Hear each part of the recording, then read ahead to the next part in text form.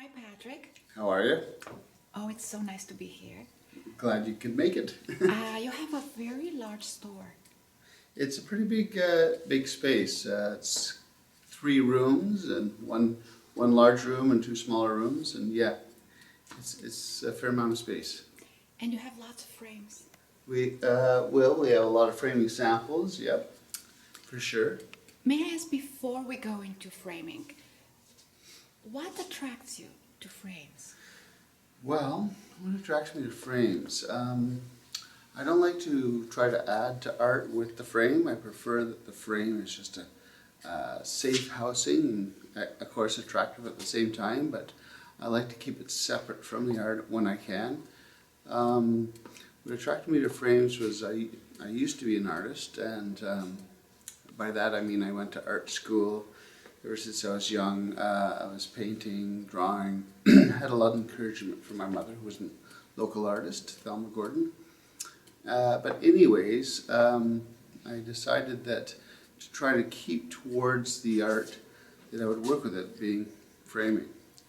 I thought that might be a small part of my life, but now it's been over 25 years of framing art. So it's but I love my work, and I love working with artists, and with art it's very interesting. Can you take us through the frames that you have here? I see different colors, different patterns. Well, I mean, a lot of my framing that you see on the wall here is pretty, I'll say, non-decorative. It's all pretty flat, tall moldings. Not very many two-toned, except for within the black here. So we run from gold to silver to gray to black, dark brown, light brown, natural, white. Then we've got some colors, and these frames at the back are all floater frames. And by that I mean that there's no lip, so that the painting would sit within the frame and not touch it. I use floater frames, I'd say, on at least 95% works on canvas. If I've got an older canvas, we might look towards a more decorative or sort of dated looking frame. And we don't use this a lot because in the shop here we're working mainly with contemporary works that don't particularly work with these ornate frames. But they do come in handy when certain dated frames come in. And did you notice a preference for a certain color, like those golden silver colors? Again, it depends on sort of the work as well as the date of the work. I try to, I would say that a lot of my framing would be within the browns and the silvers. Again, when I say painting, I'd say 90% of the time I'll put it in a floater frame, very simple. If it's a work on paper, I would probably look more towards a matting, whether it's over matting or a shadow box, and a simple frame. I noticed that more and more people prefer not to frame their paintings. They hang them like that. Oh, How do well, you feel about that? I wouldn't know about that. For myself, I mean, I've got works at home unframed. When I've had works on a gallery stretcher, quite often I'm happy without a frame. But that's what I'm in the business for. So some people want a look that's more finished, I guess, and so that's why I exist. Is this a good time for framing? Well, I can't say it's any better than any other time. Within my business, we've been open over just over 10 years. I would say in the last 2 years, business has gone down. I'm not sure exactly why, but it's a little bit difficult. Yeah. And most requests come from artists or galleries? I'm or- working with a mix of artists, collectors, and galleries. I mean, of course, I've got the just the sort of regular person off the street, but I'd say in general, I'm working with original art, so that'd be my clientele. And how do you see the future for framing? I hope to see it that I'm extremely rich, and I think there's always a need for it, so it's not going anywhere. I hope that, of course, there's going to be changes within the arts community itself, and I guess I'll adapt to that and see where it goes. Do you see alternatives Alternatives to framing? There's, over the years, there's been lots of different alternatives, but it hasn't shadowed, I guess, the correct framing methods that we use. I don't see it going anywhere. I think and I hope that the arts community and art in general is going to continue to flourish, and more so than it has. So framing will always be around.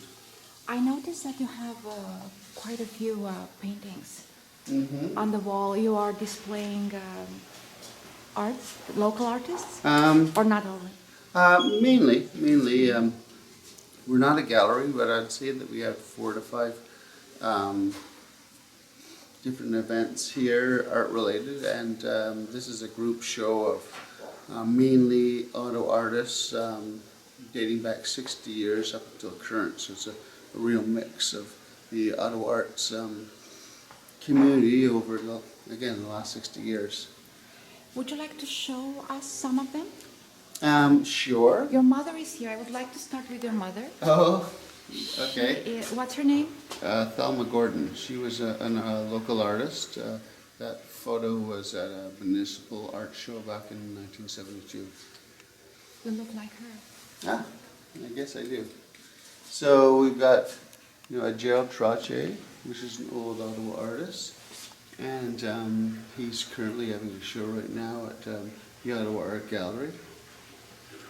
And this is another artist, not originally from Ottawa, I believe, but he lived in Ottawa for a time in the, I believe, the 80s. His name's Stephen May, and he's still painting out east.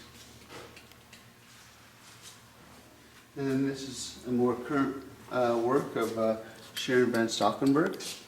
She has quite a variety of paintings. You can see it's quite whimsical, and I guess some people would say it was dark, but Oh, it's trendy. Dark is trendy. trendy. And these 3 paintings are by Marjorie Lovies, and she's a local artist. And it's funny because when I first saw her work, she did a lot of still lifes, but I guess she's moved into abstract painting, which was a surprise to me when I first saw it. This is one of the first ones that I've seen of hers like this, but I really like them. And you have some large scale. Those 3 paintings behind Craig are a local artist. I just lost his name. I also noticed that you Phil work Craig. with artists. Yeah. Oh, the staff here, yes. Yes. They're also artists. Andrea here we're looking at doing a show later in the fall, so. I hope to Yep. meet her soon privately. for an interview. Okay, and what else would you like to see? More of the art, or? I also see that you have sculpture. How come you have sculpture as a framer? Because this was strictly for a show that we're having. This was one of the collectors that has several pieces on the wall. He also had these 2 sculptures, and I said, sure, let's show them off. What is the largest painting you have framed? done? Yeah. I recently did a bunch of paintings, they were paintings of an artist from Toronto that was going to exhibit in a new house, and they were a variety of sizes, but essentially 14 by 16 feet, 12 by 15 feet. They're extremely large, so we had to frame them on site. And so that was probably the largest paintings we've done. What are the biggest challenges to framing? Just that the staff get along. Biggest challenges? I would just say, since we're working with original art, we've got to have a gentle hand and make sure that we're not rushing things. So I think just keeping up with everyday work, that we're able to get things done on time, and again, we don't want to rush through things, so it's just a matter of staff knowing what they're doing and seeing how much is going on through the daily work process, and just trying to keep ahead of things. Do you also frame other objects? Yeah, I mean, we have framed. Like rugs, or you know what I mean? Oh yeah, well we do that, but people bring in objects all the time, and thing from an Inuit artist who worked with rice paper, did a rice paper shirt, and of course it didn't lay flat, it came out, so we had to work within a really deep range, and that was for Indian Northern Affairs. Do you have a message for the public? A message from, yes, bring your art in and get it framed. I'd say, something, I guess, different about our company is that aside from working with artists all the time, our main concern is looking after the art. So I guess you could say if you drove a car, we'd be considered a very good garage. Patrick, thank you so much. You're welcome.